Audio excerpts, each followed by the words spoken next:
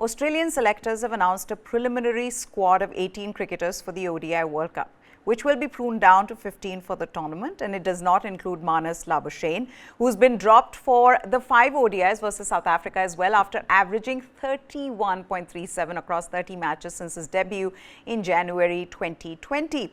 Included for the first time in Australia's ODI squad are the leg spinner Tanveer Sangha and all-rounder Aaron Hardy. While regular captain Pat Cummins, he will not play the 3 T20Is in South Africa before the ODIs on account of a wrist injury. In his place, Mitchell Marsh, he will be the captain of the team for the T20I leg of that tour. Glenn Maxwell will not be part of the ODIs as he expects the arrival of his first child, but he will link up with Australia's World Cup squad for 3 matches in India in September. Okay, let's get reactions first. Jamie, while India even tried to figure out the Asia Cup probables, while BCCI and ICC sit together to figure out the schedule, the final schedule, while we wait for the accreditation of the World Cup, Australia have gone ahead and have released at least a provisional squad. Now, I got a lot of these people on Twitter saying, "Arey, provisional squad, what's the big deal?" I said, it's still 18 players that they've zeroed in on. Which other team can say that? Yeah, absolutely. And see, Australia have a plan. Again, things can change, players can get injured, but that 18 will come down to 15. But I don't see any outside person now coming in, right? It just speaks of a clarity. You know, there's a reason why I have them as favorites for this World Cup. So it just speaks of their process. Of George Bailey, obviously as a player, he doesn't enter anyone's greatest Australian 11 across formats. But he's shown, you know, he showed a sharp brain when he was leading Australia for a brief time. He's not been afraid to take some tough calls. I think he has tougher calls. Chiefly, when do they get rid of David Warner, who's been underperforming for a long time now, especially in Test cricket. But look, I mean, you look at why Marnus Labuschagne has been dropped. You know, he's played 30 of 38 ODIs since he made his debut. Yeah. 100, 650s, average 31. Australia, see, you know what? It's not good enough for someone like Marnus Labuschagne. You know, I don't see these calls perhaps being taken by any other country. Obviously, you feel bad for Labuschagne. First time, you know, you assume he'd be at the World Cup, but it's okay. You know, many greater players have been dealt such hands. It just speaks to my mind, about the kind of clarity and killer instinct that Australian teams have had and should have going into the World Cup.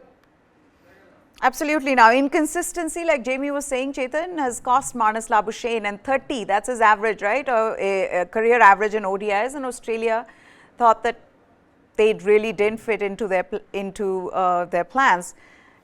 You compare that to India, and we're still trying to figure out whether Suryakumar Yadav fits into our plans. Having said that, are there any advantages in putting out a squad right now? I mean, their official date is what, September 28th, right, guys? That's the time. After which, if they want to make any changes to their 15-member squad, they need to inform the ICC. My thing is, does this help? And of course, they can make changes to this squad. Of course, Marnus Labuschagne can come back, which is what George Bailey has spoken about as well to reporters. He said, look, the door's not completely and firmly shut on him. If he performs well for Australia A, there is a chance that he may come back. Of course, he'll need to sneak back in. But do you see advantages of announcing the squad this early? Well, the first advantage, Meha, is in fact that the World Cup is indeed happening, because the way the BCCI is going, it didn't feel like the World Cup is happening. But a team like Australia is naming the provisional 11, then yeah, maybe the World Cup is indeed happening. I mean, I'm sure they know much more, or they have much more information than we do. But jokes apart, I mean, look, as Jamie said, they have narrowed down on a squad of players they think that is capable of delivering the World Cup to them.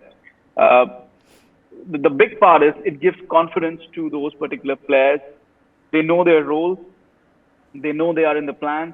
Somebody like a Marnus Labuschagne, even he's been given the kind of a rope that, okay, you know what, you perform in the A squad and maybe we'll consider you. That's an outside chance. I mean, obviously injuries could happen, so he will be on standby, etc., etc. But the fact of the matter is 18 players, 2 months out, 3 of them will be chopped, and then they will be ready. Those 3 ODIs against India, Australia's 15 for the World Cup, they will play those 3 ODIs because they will know what they are really doing. And look, we are talking about a team that doesn't drop Nathan Lyon when there's a green top wicket for the World Test Championship final. Yeah. We dropped our 400 wicket taker just because there was a bit of green. So that shows the clarity of thought that Australian cricket has. I really admire Pat Cummins as captain. I think he is somebody, he's a bit of a superstar.